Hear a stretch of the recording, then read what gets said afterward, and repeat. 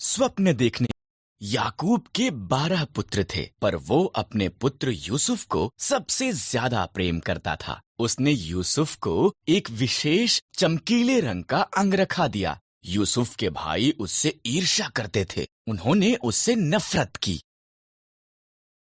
यूसुफ ने विशेष स्वप्न भी देखे।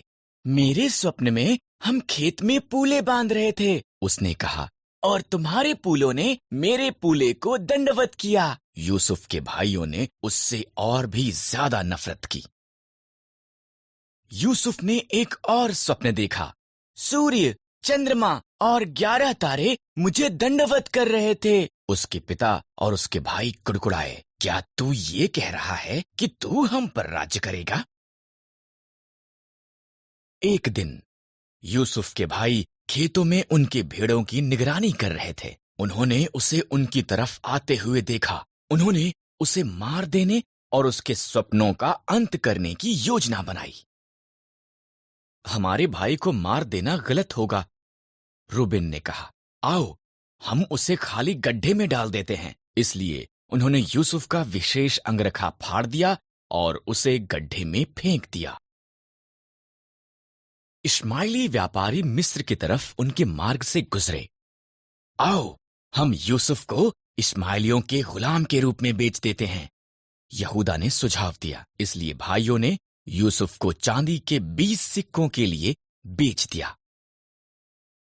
भाइयों ने यूसुफ के अंगरखे को बकरे के लहू में डुबोया और इसे याकूब को दिखाया। मेरा पुत्र मर गया है, वो रोया। इसी दौरान यूसुफ को मिस्र में ले जाया गया, लेकिन परमेश्वर यूसुफ के साथ था। मिस्र में इश्माइलियों ने यूसुफ को पोतीपर के पास बेच दिया, जो फिरौन का हाकिम था।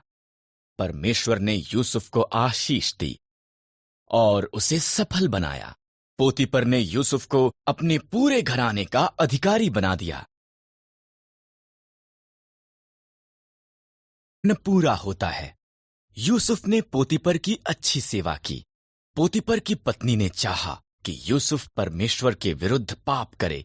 यूसुफ ने इनकार कर दिया, इसलिए उसने उसके बारे में झूठ बोला। पोतीपर ने अपनी पत्नी पर विश्वास किया और यूसुफ को जेल में डाल दिया गया।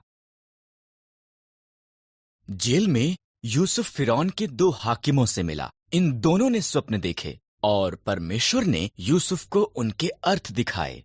यूसुफ की व्याख्या सच्ची हुई। पिलाने हार को आजादी मिली, पर पकाने हार को फांसी दी गई। 2 साल बाद फिरौन ने व्याकुल कर देने वाले 2 स्वप्न देखे। पिलाने हार को जो यूसुफ ने उसके लिए किया था याद आया और फिरौन को बताया। इस तरह फिरौन ने यूसुफ को बुलाया और उसे अपने स्वप्न बताए। परमेश्वर ने यूसुफ को फिरौन के स्वप्नों का अर्थ दिखाया। 7 साल तक भरपूर फसल होगी, यूसुफ ने कहा। इसलिए भोजन को जमा कर लें, क्योंकि इसके बाद 7 साल का अकाल होगा। फिरौन यूसुफ की बुद्धि से प्रभावित हुआ, इसलिए उसने यूसुफ को सारा भोजन एकत्र करने का जिम्मा सौंपा। फिरौन को छोड़ मिस्र में कोई भी यूसुफ से ज्यादा शक्तिशाली नहीं था। यूसुफ के भाई मिस्र में भोजन खरीदने के लिए गए। उन्होंने यूसुफ को दंडवत किया, पर उसे पहचान नहीं पाए। जब उसने देखा कि वो बदल चुके थे, तब उसने उन्हें बताया कि वो कौन था। भाई भयभीत हो गए थे। तुम लोगों ने मेरे लिए बुराई का विचार किया, यूसुफ ने कहा, परंतु परमेश्वर ने उसे भलाई के लिए प्रयोग किया।